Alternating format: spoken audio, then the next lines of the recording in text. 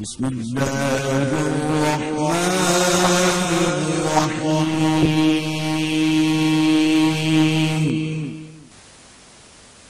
ایک سود خور مر گیا، اس کا چہرہ سور کا ہو گیا، اس کو نیند آ گئی، لڑکے کو ماں باپ مرا پڑا ہے، چہرہ سور کا ہو گیا، یہاں نیند آ رہی ہے، ان کو بڑی جلدی نیند آتی ہے ان لوگوں کو، ہاں ان لوگوں کو بڑی جلدی، ابھی میں بتاؤں گا 2-4 واقعے حضرت امداد اللہ کے دیوبند کے، بڑی جلدی نیند آتی ہے ان کو، اللہ ہی جانے کیسے نیند آ جاتی۔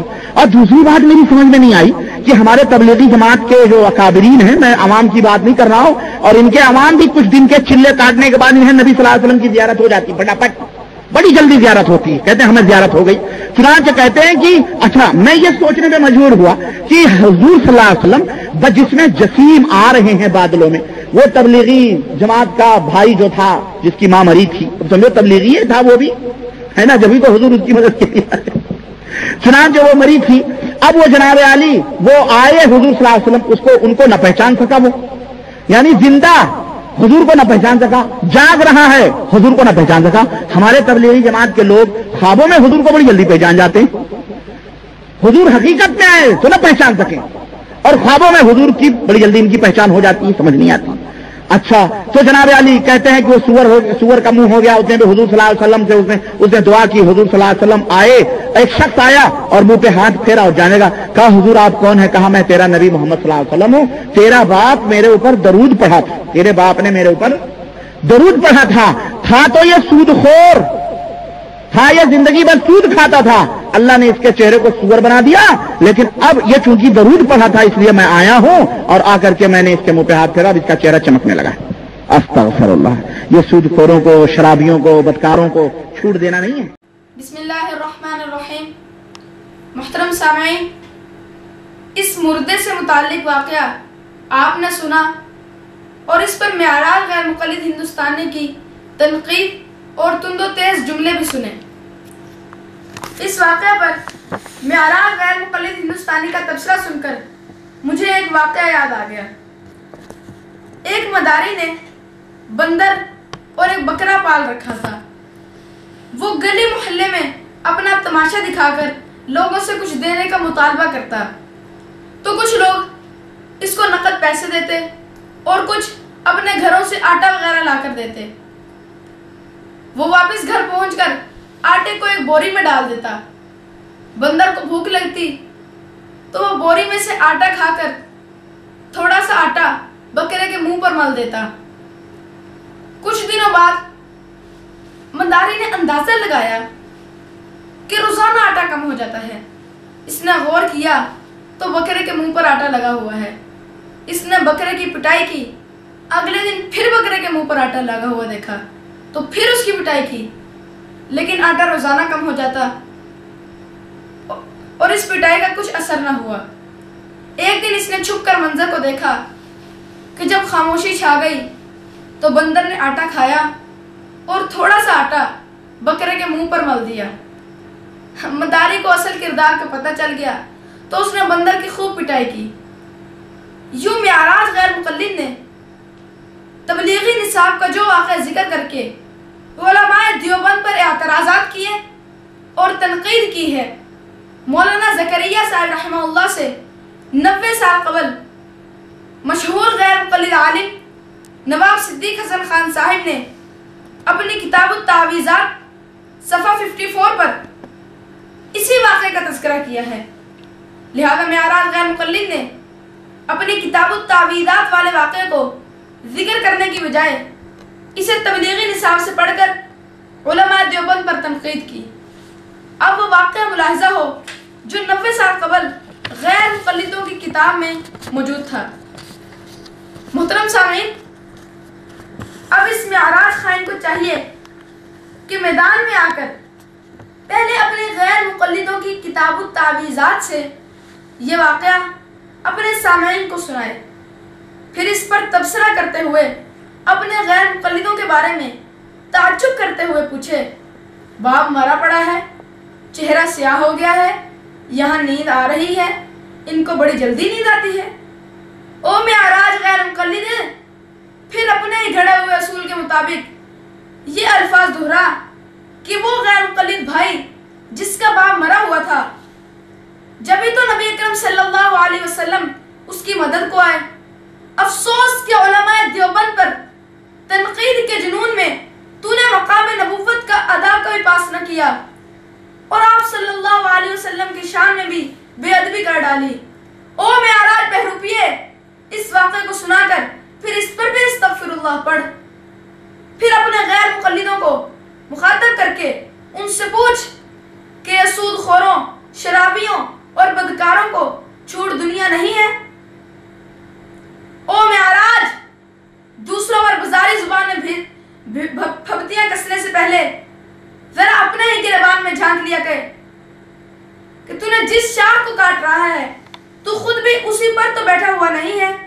लेकिन बकौल शायर, तुझको शायद खुद नहीं मालूम अपने घर की बात, तुझको शायद खुद नहीं मालूम अपने घर की बात, जब बसीरत खत्म हो तो क्या पता दिन है कि रात, जब बसीरत खत्म हो तो क्या पता दिन है कि रात।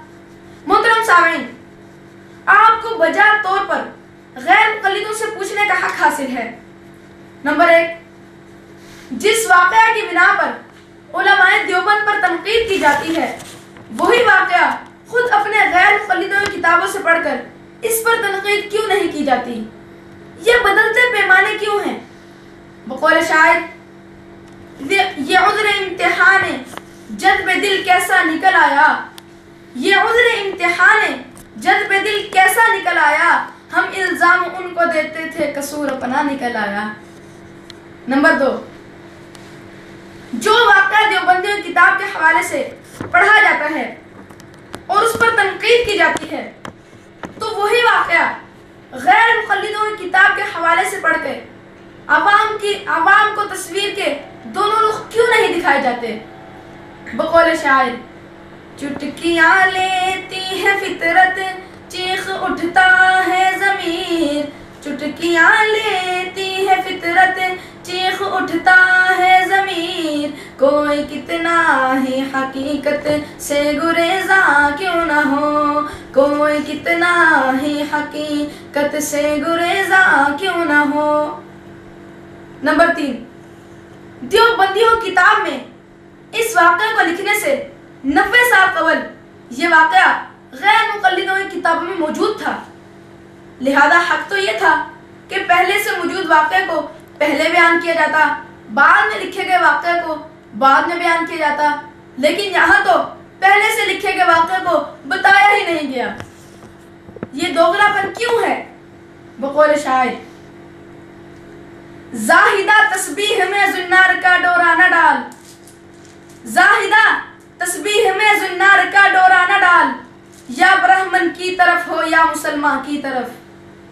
मोहतरम सामीन, इस सूरत-ए-हाल से आप समझ जाएं कि ये शख्स उलमा देवबंद पर बेजा तनकीद करके आप लोगों को मिसगाइड कर रहा है और आप पर भी ताज्जुब है कि आप इस बहरूपिये की बातों को अंधाधुंध तस्लीम करके मिसगाइड हो रहे हैं, जबकि इसमें आराज की हैसियत बकौल शायर, नहीं मिलती रोटी जिन्हें पेट भर के, नहीं मिलती रोटी जिन्हें पेट भर के, वो गुजरान करते हैं सोएब करके। नंबर 4, मोहतरम सामीन, आप इन गैर मुक़ल्लिद मौलवियों से क्यों नहीं पूछते कि अगर देवबंदियों की किताब में बयान करदा वाक़या गलत है तो वही वाक़या गैर मुक़ल्लिदीन की किताबों में क्यों गलत नहीं? नेज़ अगर देवबंदियों की किताब में मौजूद वाक़या पर तनकीद होती है तो गैर मुक़ल्लिदों की किताबों में मौजूद इसी वाक़या पर तनकीद क्यों नहीं होती? नेज़ अगर इस वाक़े की वजह से देवबंदी अहले सुन्नत वल जमात पर तुम तो तेज जुमले इस्तेमाल किए जाते हैं, तो गैर मुक़ल्लिदों में वही वाक़या मौजूद होने की वजह से वही तुम तो तेज जुमले गैर मुक़ल्लिदों के बारे में क्यों नहीं किए जाते?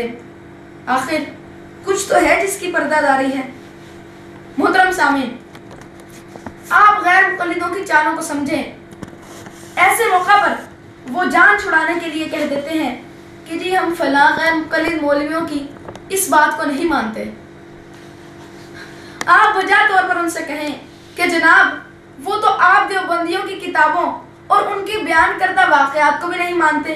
لیکن کیا وجہ ہے کہ دیوبندیوں کو نہ ماننے کے باوجود ان پر تنقید ہوتی ہے، ان کی تردید میں تقریریں ہوتی ہیں، لیکن اپنے غیر مقلدوں کے ان واقعات کو نہ ماننے پر اکتفا کیوں کر لیا جاتا ہے؟